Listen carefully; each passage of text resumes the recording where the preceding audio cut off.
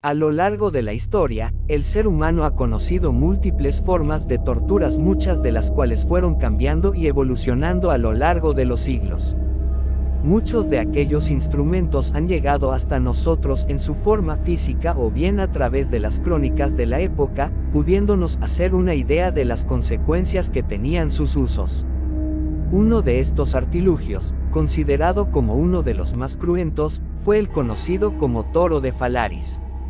El origen de este instrumento se encuentra en la antigua ciudad de Acragante, la actual Agrigento, ubicada en Sicilia y catalogada como Patrimonio de la Humanidad por la UNESCO, una de las ciudades-estado griegas más influyentes durante la Edad de Oro de la antigua Grecia. Fue bajo la tiranía de Falaris, cuando la ciudad se convirtió en una de las colonias más ricas y poderosas. Bajo su mandato, no solo el resto de la isla fue conquistada, sino que la ciudad fue provista de agua corriente, embellecida y fortificada con murallas. En contrapartida con su faceta como gobernante, la figura de Falaris se hizo conocida por su extrema crueldad. Se llegó a decir que incluso practicaba el canibalismo y gustaba de comer niños pequeños, y por su creatividad a la hora de las ejecuciones. El inventor de este terrible artefacto fue Perillo de Atenas, un escultor en cuyo taller se trabajaba el bronce y otros metales. Falaris le solicitó que construyera una nueva máquina de tortura. No quería solo una herramienta ejecutora, sino un artilugio que por su crueldad infundiera miedo y terror tales que asustara a sus enemigos, y disuadiera al pueblo en general de cometer delitos.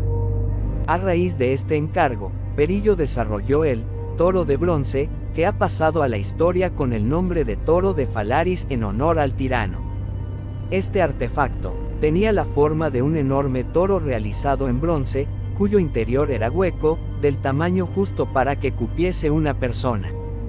Su funcionamiento era sencillo. La víctima era introducida por el dorso del animal, donde se encontraba una puerta a tal efecto y que luego era cerrada, para posteriormente encender la hoguera que se encontraba en la parte inferior del artilugio. Al calentarse el metal se ponía al rojo vivo, y terminaba asando vivo a la víctima en su interior. Esta forma de tortura, al producirse dentro de la escultura de bronce, no permitía a la gente ver el sufrimiento que padecía el condenado, por lo que para aumentar el pavor generado, Perillo dejó la boca del toro abierta para que de ella salieran los vapores y olores que se producían al ir quemándose el cuerpo. De esta manera, cuando el condenado gritaba de dolor, el sonido que salía de dentro era parecido al mugido o bramido de un toro. Ironías del destino, tanto el inventor, Perillo, como el promotor, Falaris, del toro murieron quemados en él. Fue Perillo el que tuvo el aciago honor de probar por primera vez su funcionamiento. Existen varias versiones de su muerte. La más extendida cuenta que fue tras enseñar el artilugio y detallar su sistema, cuando Falaris ordenó lanzar al escultor dentro de su creación, para que muriera asado y comprobar si era cierto que funcionaba tal y como se le había descrito, esperando escuchar los gritos de agonía como si fuera el bramido de un toro. En otras versiones, Perillo, antes de morir abrasado, fue sacado del toro y lanzado por una colina empinada. Falaris también acabó siendo quemado dentro de su propio toro tras un levantamiento popular, acaudillado por Telémaco contra él en el 554. Según las crónicas de la época, como por ejemplo las de Píndaro, durante las guerras púnicas que enfrentaron a cartagineses y romanos, el toro, tras ser saqueada la ciudad, fue llevado a Cartago, donde permaneció hasta que la ciudad fue totalmente destruida en la tercera y última de las guerras que enfrentaron a ambos imperios. Tras la conquista romana, será Escipión, aunque se duda si fue el mayor o el menor, quien devuelva la máquina de tortura a Agrigento. La persecución de Diocleciano es considerada una de las más graves.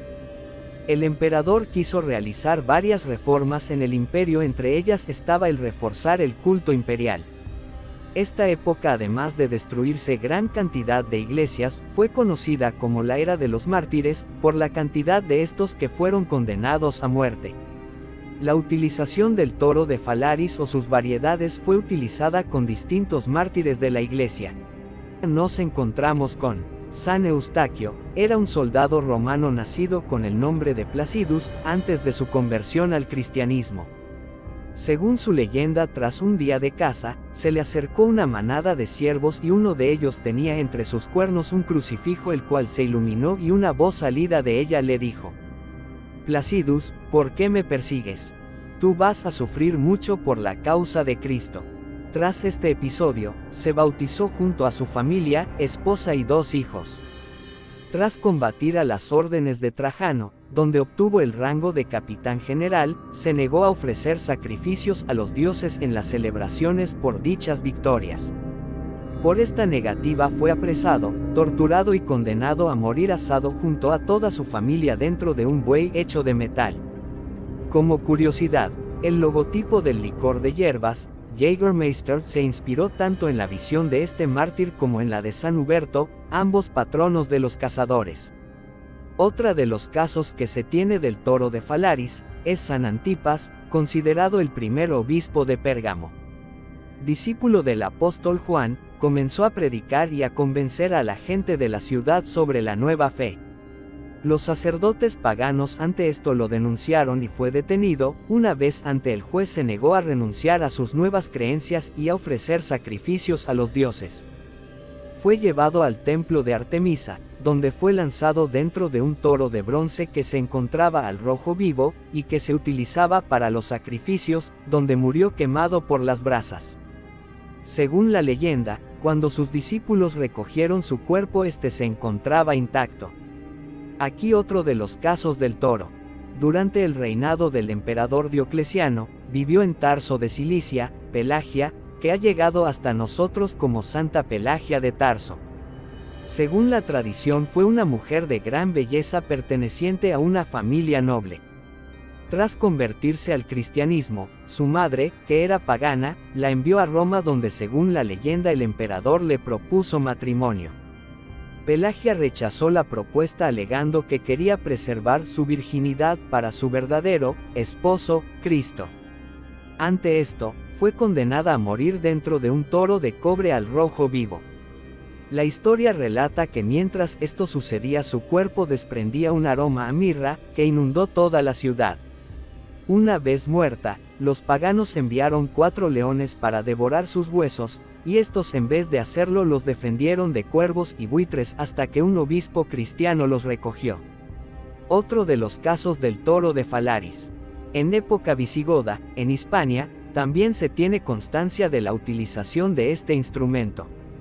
En la crónica caesar-augustana, se menciona a Burduneles o Burdunelo, un jefe militar y noble de origen hispano-romano que habitaba en tierras de la Tarraconense, que en el año 496, se rebeló contra el reino. Según el texto, el usurpador romano fue traicionado por sus seguidores, los cuales lo llevaron a Tolosa, donde fue condenado a morir abrasado dentro de un toro de bronce. Este sistema de tortura fue usado durante varios siglos, pero aunque se dice que también fue utilizado por la Inquisición. Actualmente se pueden visitar museos dedicados a estos instrumentos de torturas. En ellos se encuentran expuestos algunos objetos que han llegado hasta nuestros días, y donde se detallan el uso que se les daba. Materiales cuyo objetivo era causar dolor con un fin específico, cuyo fin último, en el mejor de los casos, era causar la muerte de la persona. Instrumentos como el toro de Falaris, donde viendo sus reproducciones, nos da una idea de la peor cara del ser humano y hasta dónde podía llegar la imaginación creativa para infligir miedo, terror y dolor. Gracias por ver este video. No olvides dar campanita arriba y compartirlo. Saludos.